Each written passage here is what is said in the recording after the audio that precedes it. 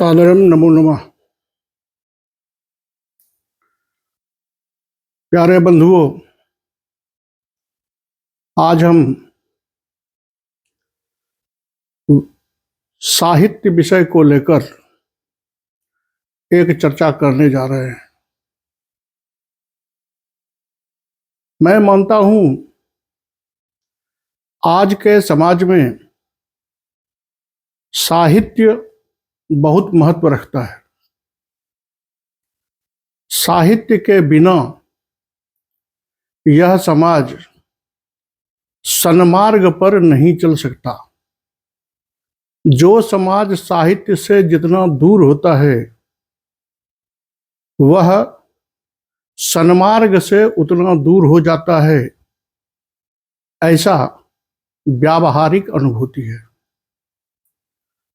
उम्मीद करता हूं कि साहित्य विषय के जो छात्र हैं या जो संस्कृत के विषय में जिज्ञासु हैं, कुछ जानना चाहते हैं, उनको कोई न कोई लाभ अवश्य मिलेगा। पहले हम विचारते हैं कि साहित्य है क्या। बंधुओं, वस्तुतः साहित्य हमारे आदरणीय मनीषियों, कवियों, चिंतकों, आचार्यों की अनुभूति से उत्पन्न भावात्मक प्रवाह का वह मूर्त रूप है जो हमारे समक्ष पुस्तक रूप में उपलब्ध है। उस प्रवाह को उन्होंने शब्द के रूप में ढाला है। उन महनीय आचार्यों ने, कवियों ने तात्कालिक लोक व्यवहार के गहन अनुशीलन के बाद अपनी अनुभूति के अनुकूल अपने भावनात्मक प्रवाह को शब्द के सांचे में ढालकर हमारे सम्मुख प्रस्तुत किया है। यह साहित्य भावना संप्रेषण का एक अद्वितीय साधन है। केवल संवाद प्रेषण का नहीं, अपितु हृदय में उठती हुई भावना का जो प्रवाह है, उस प्रवाह के संप्रेषण का एक अद्वितीय साधन है। इसका संबंध सीधा हमारी भावना से होती है। इसके लगातार श्रवण से, लगातार जो साहित्य का अध्ययन करते हैं या साहित्य में रमते हैं, साहित्य सुनते हैं, वो अगर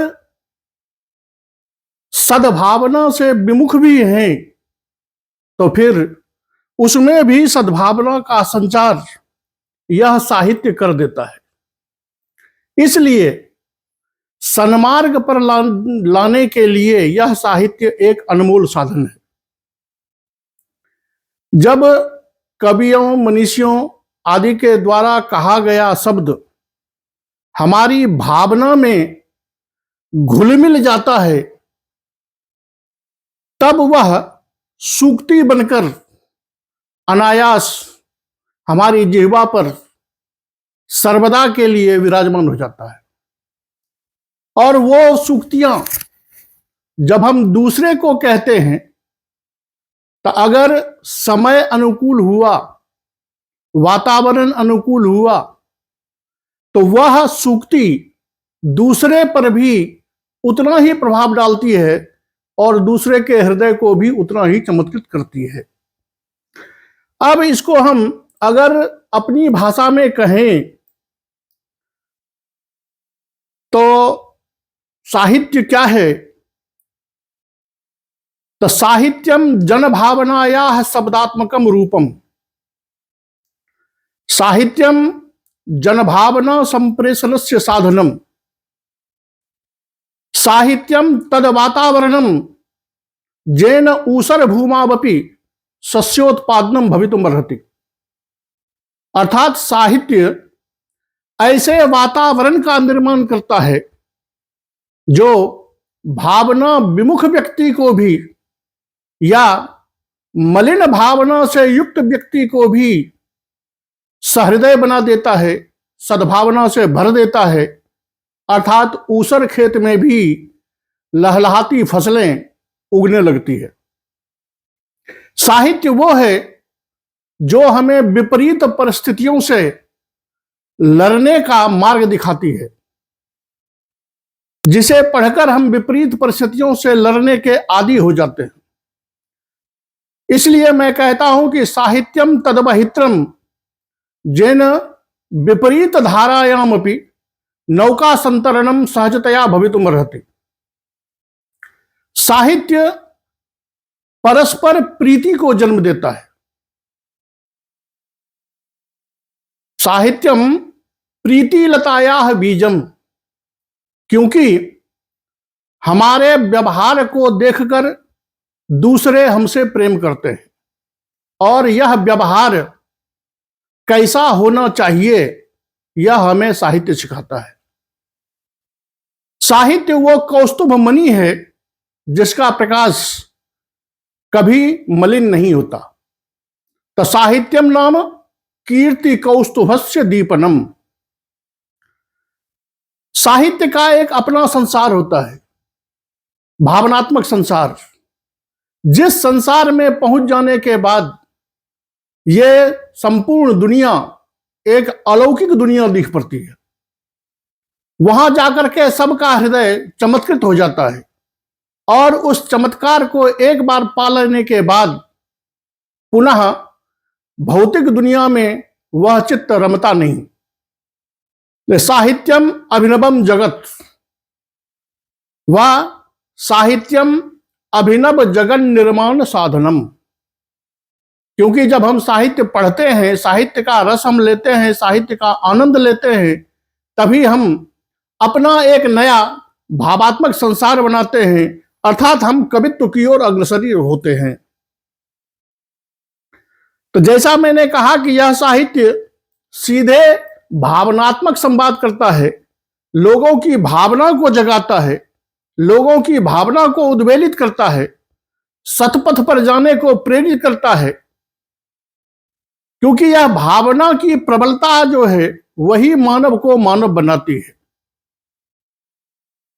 अब भावना है तो सबको, लेकिन किसी की भावना जागृत अवस्था में है, किसी की भावना सुषुप्ति अवस्था में है।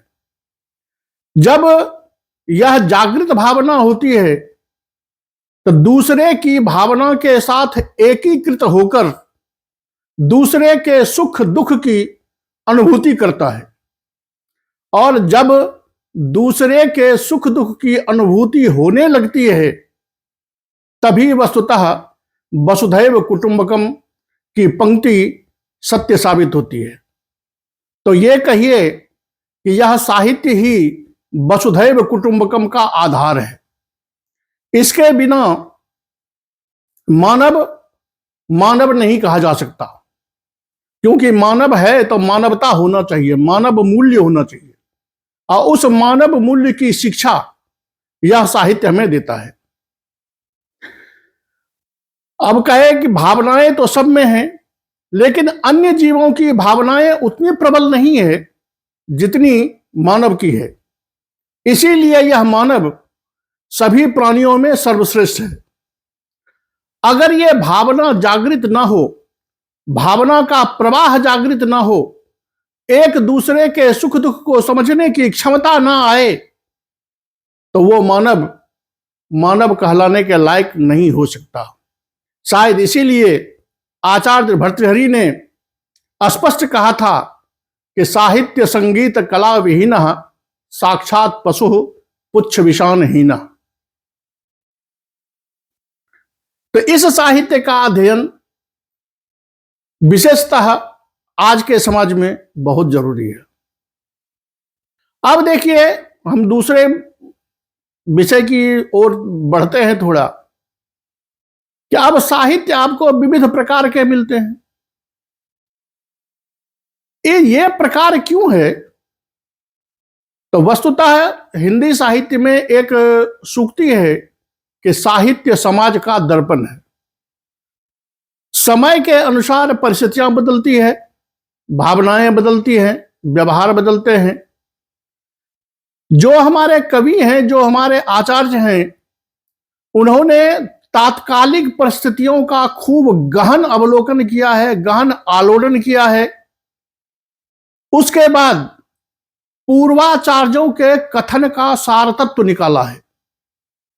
तो पूर्वाचार्यों के कथन का सार तत्व निकालकर और वर्तमान परिस्थितियों के अनुकूल, वर्तमान परिस्थितियों में व्यवहारानुकूल उसका तालमेल बिठाया है। और तालमेल बिठाने के बाद अगर उसको कुछ लगा है कि इसमें कुछ नया होना चाहिए या इसको किसी दूसरे ढंग से कहा जाए तो वर्तमान समाज अपने सतपथ पर अग्रसर होगा, तो उन्होंने फिर अपने जीवन की जो भी अनुभूति सामाजिक व्यवहार से पाई है उसको उसमें मिलाकर लोगों के समक्ष साहित्य के रूप में प्रस्तुत करता है। यही बात आचार्य दंडी स्पष्ट लिखते हैं कि पूर्व शास्त्राणि संहृत्य प्रयोगानुपलक्ष्य च यथा सामर्थ्यमस्माभिः क्रियते काव्य लक्षणम। स्पष्ट है कि पूर्वाचार्यों के कथन को हमने देखा, वर्तमान व्यवहार को आलोड़ित किया, उसका परीक्षण किया, उसके परीक्षण के बाद हम अपना नियम बना रहे हैं। इसीलिए जो कवि जिस समय में होता है उस समय की परिस्थितियों के अनुकूल उनका साहित्य होता है। इसीलिए कहते हैं कि साहित्य समाज का दर्पण है। यह केवल शब्द नहीं है अपितु उनकी भावनाओं का मूर्त रूप है। अब देखिए कि ये आचार्यों की भावनाओं का मूर्त रूप है, तो इसको समझने के लिए सहृदयों को भी भावनात्मक रूप से जागृत होना चाहिए। क्योंकि अगर सहृदयों में भावनात्मक प्रवाह नहीं है तो वह कवियों के कथन का वास्तविक तात्पर्य नहीं समझ सकता है। क्योंकि भावना जब भावना के साथ मिलेगी तभी जाकर के दोनों में एकीकरण होगा और दोनों एकीकृत हो पाएगा। इसीलिए भावना होना आवश्यक है और जागृत भावना होनी आवश्यक है। इसीलिए साहित्य दर्पणकार आचार्य विश्वनाथ ने कहा है, एक जगह उदाहरण दिया है कि सवासनानाम सभ्यानाम रसस्यास्वादनम भवेत निर्वासनास्तु रंगांतः काष्ठकुड्यास्म सन्निभा।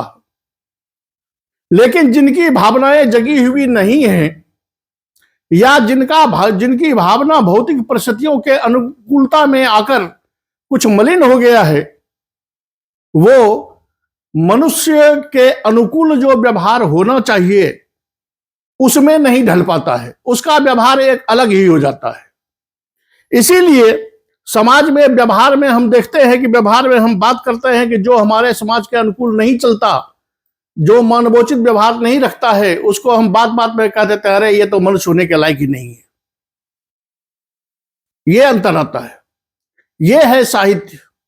तो मनुष्य को मनुष्य बनाने का बेहतरीन साधन है हमारा साहित्य। इसलिए साहित्य के साथ समाज को जोड़ना बहुत आवश्यक है। अब देखिए कि चूंकि साहित्य जो है, हम तो बात करेंगे संस्कृत साहित्य की, लेकिन जब केवल साहित्य की बात कर रहे हैं तो साहित्य सभी भाषाओं में अपना अपना साहित्य है। सभी भाषाओं के मनुष्यों ने अपने अपने सद्विचारों को, अपने अपने अनुभूतियों को अपने अपने हिसाब से शब्द रूप में ढाला है और सबने अपने अपने हिसाब से इस समाज को सन्मार्ग पर लाने का यथोचित प्रयास किया है। इससे साहित्य को भाषागत कोई फर्क नजर नहीं आता। आचार्य राजशेखर स्पष्ट कहते हैं, उत्ति विशेषो कब्बो भाषा जा हो ईसा होदू। अर्थात उक्ति विशेष जो है वो महत्व रखता है, कथन विशेष जो है वो महत्व रखता है, भाषा उतना महत्व नहीं रखता। महाकवि विद्यापति जो मैथिली के बहुत बड़े कवि हुए हैं, गंगा भक्त भी हुए हैं, वो कहते हैं स्पष्ट कि देसिल बैना सबजन मिठा ते तैसों झंपों अभट्टा। अर्थात चूंकि अपने देश की भाषा, अपनी मिट्टी की भाषा, अपनी लोक भाषा सबको प्रिय लगती है, इसलिए कवि लोग अपनी अपनी भाषा में अपनी भावनाओं को प्रस्तुत करते हैं ताकि वो अधिक से अधिक लोगों तक पहुंच सके, अधिक से अधिक लोगों की भावनाओं को जागृत कर सके। केवल भारत को ही देख लें तो हिंदी, मैथिली, भोजपुरी, अवधी, गुजराती, मराठी, तमिल, तेलुगु, बंगाली इत्यादि अनगणित भाषाएं हैं और सबका अपना अपना साहित्य है। उसी तरह संपूर्ण विश्व में विविध प्रकार की भाषाएं हैं, विदेशियों की अपनी अपनी भाषाएं हैं, उन्होंने अपनी भाषाओं में अपने साहित्य का निर्माण किया है। सबका उद्देश्य है इस समाज को, इस मानव को सन्मार्ग पर लाना, मानव मूल्यों से उसे अवगत कराना और मानव मूल्य के अनुकूल समाज को ढालना। इसीलिए हम यह कह सकते हैं कि तत्त भाषागत के जो आचार्य हुए हैं, उन्होंने अपनी भाषाओं को तत्त भाषाओं में संवर्धित किया है, अपनी भावनाओं को, और उन्होंने साहित्य के संवर्धन का प्रयास किया है। यद्यपि हम संस्कृत साहित्य की बात करते हैं, हम यहां संस्कृत साहित्य को लेकर के ही आगे बढ़ेंगे। संस्कृत विश्व की सबसे प्राचीन भाषा है, इसमें तो कोई दो मत है ही नहीं। जब आचार्य दंडी ने व्याख्या की है तो उन्होंने स्पष्ट कहा है कि संस्कृतम नाम दैवी वाक अन्वाख्याता महर्षि भी। यह दैवी वाक कई प्रकार से हो सकता है। एक तो लोग कहते हैं कि यह देवों की भाषा है, दूसरा यह हो सकता है कि देव तुल्य लोगों की भाषा है, तीसरा यह भी हो सकता है कि इस भाषा को पढ़ने से लोगों में देवत्व आता है, तो देवत्व प्राप्ति के लिए यह भाषा आवश्यक है। और एक जो मूल बात है कि जितने हमारे प्राचीन आचार्य हुए हैं, उन्होंने सारे ग्रंथों का प्रणयन, सारे काव्यों का प्रणयन अपनी भाषा में, संस्कृत भाषा में किया है। इससे ये कहते हैं कि यह भाषा देव की भाषा है और यही संस्कृत भाषा मूलतः सभी भाषाओं का आधार है। कहते ही हैं कि संस्कृत सभी भाषाओं की जननी है। अब आज साहित्य की आवश्यकता क्या है और क्यों है, इस पर थोड़ा बात कर लें तो पूर्व कथन से आप समझ चुके होंगे कि मानवीय मूल्यों के संवर्धन में साहित्य का अहम योगदान है। सुललित साहित्य मानव के मानस पटल पर सुंदर भाव अंकित कर देता है और यही भाव आगे चलकर समयानुकूल विस्तार को प्राप्त होता है।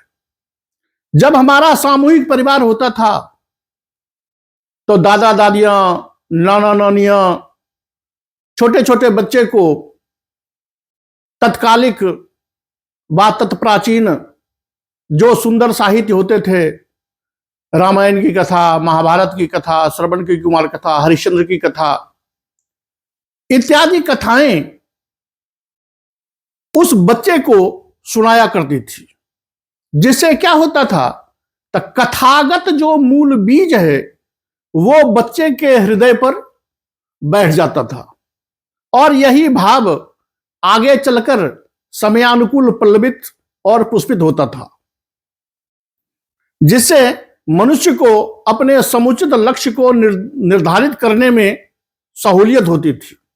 फिर वह उसी के अनुकूल व्यवहार करता था, उसी के अनुकूल अपना लक्ष्य निर्धारित करता था और अपने सद्व्यवहारों से लोगों में प्रसिद्ध होता था। लोग उससे प्रीति करते थे, प्रेम करते थे, स्नेह देते थे। आचार्य भामा स्पष्ट कहते ही हैं कि सत्काव्य निषेवनात्, सत्काव्य के निषेवन से क्या होता है, तो कीर्तिम प्रीतिं च बिंदति। तो प्रीति तो इस लोक की बात है, कि हम व्यवहार में अगर अच्छा व्यवहार करते हैं, अच्छा बोलते हैं, दूसरों के सुख दुख में सहभागी होते हैं, तो स्वभावता है कि लोग हमसे प्रेम करते हैं। और महाकवि कालिदास, भवभूति भारवी इत्यादि की तरह मरणोपरांत भी, इहलोक के परित्याग के उपरांत भी यश रूप में हम जीवित रहते हैं। जयंति ते सुकृतिनो रससिद्धा कवीश्वरा नौस्ति जैसाम जसा काये जरा मरणजम भयम। वो किस बल पर जीवित हैं? तो अपने साहित्य के बल पर। इस साहित्य की आवश्यकता आज इसलिए है, आवश्यकता तो सब दिन रही है, लेकिन आज के समाज के लिए यह बहुत आवश्यक है। समाज में जितनी कुरीतियां, जितनी भ्रांतियां, जितनी समस्याएं, जितनी परस्पर विघटन की बातें आज उठ रही है, मनुष्य भावना से विहीन होता जा रहा है, उसका कारण है साहित्य का लोप होना या शिक्षा का साहित्य से दूर होना। क्योंकि कालांतर में भौतिक भोग की आकांक्षा के प्रबल हो जाने से और आध्यात्मिक भावना के गौण हो जाने से, या कहिए कि नई नई शिक्षा पद्धति के नियमन से, या कहिए कि अर्थोपार्जन के लिए विदेशी भाषाओं के प्रति सामाजिकों का रुझान बढ़ जाने से, शिक्षा का वास्तविक लक्ष्य से भटक जाने से, अर्थोपार्जन एवं भौतिक विकास को शिक्षा का मूल उद्देश्य बना लेने से यह समाज साहित्य से दूर होता चला गया। जैसे जैसे समाज साहित्य से दूर होता चला गया, वैसे वैसे सद्भावनाएं भी समाप्त होती चली गई। आधुनिक विषयों में भावनाओं का कोई लेना देना नहीं है। भावनाओं का उपयोग बंद होने लगा। और आप जानते हैं कि जिस चीज का उपयोग नहीं होता उसका गौण हो जाना या धूमिल हो जाना या धीरे धीरे समाप्त हो जाना स्वाभाविक है। इसी क्रम में मानवीय भावनाएं भी धीरे धीरे धूमिल होने लगी, कम होने लगी और समाप्ति के कगार पर पहुंचने को तैयार है। भावना के अभाव में मानव यंत्रवत हो गया। केवल अर्थोपार्जन के लिए वह अथक परिश्रम करता है और भौतिक भोग में लिप्त होकर के अपना जीवन समाप्त कर देता है। परस्पर संबंध की जो बातें हैं वो भी अब अर्थोपार्जन पर आके टिक गया है। यही है, यहीं से स्वार्थ का आधार है कि जब संबंध भी अपने लाभ के लिए होने लगे तो यह परस्पर संबंध टिकने वाला नहीं होता है। संबंध, परस्पर संबंध जो है वो भावनाओं के आधार पर टिकता है। हार्दिक भावना, हृदय का मिलान जब एक दूसरे का होता है तो वह भावना प्रबल होता है, भावनात्मक संबंध होता है, वह भावनात्मक संबंध टिकता है, आगे बढ़ता है। भावना के अभाव में केवल स्वार्थ साधन के लिए जो संबंध स्थापित किया जाता है उसकी अवधि बहुत अल्प होती है।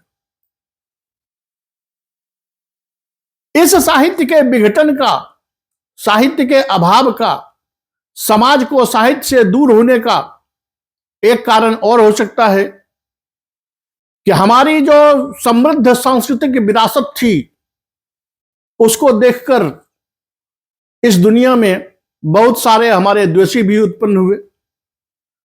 और जब उन्होंने परीक्षण किया कि आखिर यहां इतना मानवीय मूल्य क्यों है, यहां लोगों में परस्पर इतनी शांति, परस्पर इतना भावनात्मक प्रेम, परस्पर एक दूसरे से संबद्धता कैसे है, तो उन्होंने देखा कि यहां का जो साहित्य है वह मानवीय मूल्यों की सुरक्षा करता है। और साहित्य में लिखित तत्व जो हैं वो व्यावहारिक रूप में यहां प्रस्तुत हैं, उसे लोग व्यवहार में लाते हैं। इसीलिए परस्पर यहां का समाज जो है वो दिन रात उत्थान की ओर, मानव मूल्य के आधार पर उत्थान को प्राप्त कर रहा है। यहां परस्पर द्वेष की भावना नहीं है, झगड़े की भावना नहीं है, एक दूसरे को टांग खींचने की आदत नहीं है।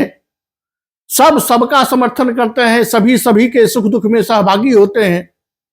और यही गुण, इसी मानवीय मूल्य ने स्वर्ण चिड़िया बनाया था भारत को, हमको। अब उनका ध्यान इस पर जब आकृष्ट हुआ तो स्वभावतः है कि उन्होंने इस समाज को साहित्य से दूर करने का प्रयास आरंभ कर दिया, क्योंकि वो समझ चुके थे कि अगर ये साहित्य से दूर होगा तो मानवीय मूल्य घटेंगे, मानवीय मूल्य घटेंगे तो व्यवहार में कमी आएगी, व्यवहार में कमी आएगी तो परस्पर वैरता बढ़ेगी, परस्पर वैरता बढ़ेगी तो लोग अपने आप में दूर होते जाएंगे, एक दूसरे से टूटेंगे। उसके लिए उन्होंने विविध मार्गों का चयन किया, कभी धर्म के आधार पर, कभी शब्द विशेष के प्रयोग पर, कभी जाति के नाम पर, कभी किसी के नाम पर परस्पर भेदभाव उत्पन्न शुरू कर दिया।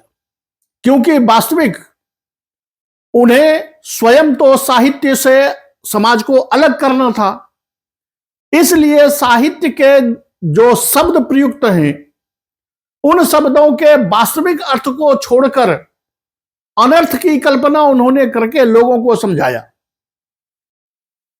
और जब जब धीरे धीरे जब लोग जो साहित्य से दूर होते गए तो चूंकि भावना को समझने का, भावना के संप्रेषण का, भावनात्मक संबंध स्थापित करने की शक्ति उसमें कम होती गई, इसलिए वो उन कुतर्कों के जाल में पड़कर उसी के बातों को सत्य मानने लग गए। और धीरे धीरे ये हुआ कि यह हमारा समाज साहित्य से दूर होता चला गया। और यह भी कहा जा सकता है कि कुछ अपने स्वार्थ साधन में नैतिकता को भूलकर केवल अपने लिए, अपना पद पाने के लिए, अपना राजनीतिक लाभ पाने के लिए ऐसा करने में जुट गए। ऐसा करने में जब जुटे तो हमारे समाज को पता ही नहीं चला, हमें पता ही नहीं चला कि हम कब अपने साहित्य से अलग हो गए, अपनी संस्कृति से अलग हो गए, कब हमने अपना मानवीय मूल्य खो दिया। सद्भावना के अभाव में स्वार्थ वृद्धि स्वाभाविक है। परोपकार, सत्यता, दया, दाक्षिण्य, शांति इत्यादि बातें जो है वो किताबी हो गई। आज भी हम आप व्यवहार में देखें तो जब हम इस सब की बात करते हैं, परोपकारिता, सत्यवादिता इत्यादि की, तो अच्छे अच्छे लोग कह देते हैं कि अरे भाई देखो ये सारी बातें किताब में ही अच्छी लगती है, व्यवहार में ये बातें मत उतारो, व्यवहार में जो चलता है वो करो। तो जब सद्भावना वाली बातें, मानव मूल्य बातें कम हो गई तो उसकी विरोधी बातों ने अपना स्थान बना लिया। क्योंकि साहित्य भावनाओं से संबंध रखता है और राजनीति ने भावनाओं को दरकिनार कर दिया, तो ऐसे में मनुष्य का भावना रहित होना स्वाभाविक हो गया और भावना विहीन मनुष्य पशुतुल्य आचरण में व्यस्त होने लगा। इसी कारण समाज में चोरी, डकैती, गुंडागर्दी, व्यभिचारी, बेईमानी इत्यादि बुराइयों ने अपना विस्तार पा लिया। आज संपूर्ण समाज इस तरह की विविध समस्याओं से ग्रस्त है, मानो यह रोगी हो चुका है।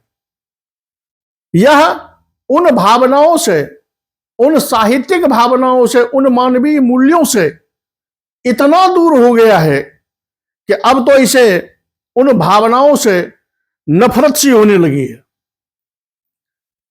जो लोगों के परस्पर बातचीत में, परस्पर वार्तालाप के क्रम में भी ये बातें लोगों के मुंह से निकल ही आती है, क्योंकि आज के समाज ने अर्थोपार्जन को एकमात्र अपने सुख साधन का कारण मान लिया है, जबकि शिक्षा का उद्देश्य केवल अर्थोपार्जन नहीं है। सा विद्याजा विमुक्तये हुआ करता था, वो तो अब समाप्त हो गया। हमारा जो साहित्य है, हमारा जो ज्ञान है, हमारा जो संस्कृति है, हमारी जो विरासत है, वो हमें चार पुरुषार्थ प्राप्त करने की बात समझाता है: धर्म, अर्थ, काम और मोक्ष। लेकिन आज हम केवल अर्थ पर टिक गए हैं, हम अपने धर्म को भूल गए हैं, हम अपने व्यवहार को भूल गए हैं। इसलिए वह अर्थ हमारा जो है, अर्थ और काम में ही यह संपूर्ण जीवन निकल जाता है। अब यहां हम बात तो करते हैं स्वस्थ समाज की, लेकिन जब तक स्वस्थ भावना नहीं होगी तब तक स्वस्थ समाज नहीं हो सकता। और स्वस्थ भावना तब होगी जब स्वस्थ साहित्य उसके सामने रहेगा, स्वस्थ साहित्य से समाज का संबंध होगा।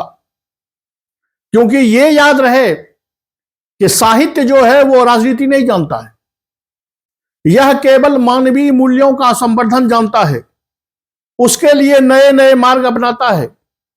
साहित्य आनंद का आधार है। भौतिक साधन केवल सुख देता है जो शरीर के लिए उपयोगी है, हृदय के लिए और भावना के लिए नहीं। सुख जो है वह इस पार्थिव शरीर पर आधारित है। वाहन, भवन, धन दौलत, कपड़े लत्ते, ये सभी इस शरीर के लिए है, हृदय पर इसका कोई असर नहीं है। और आनंद जो है वो आनंद उस भावनात्मक दुनिया का विषय है जो हृदय में है।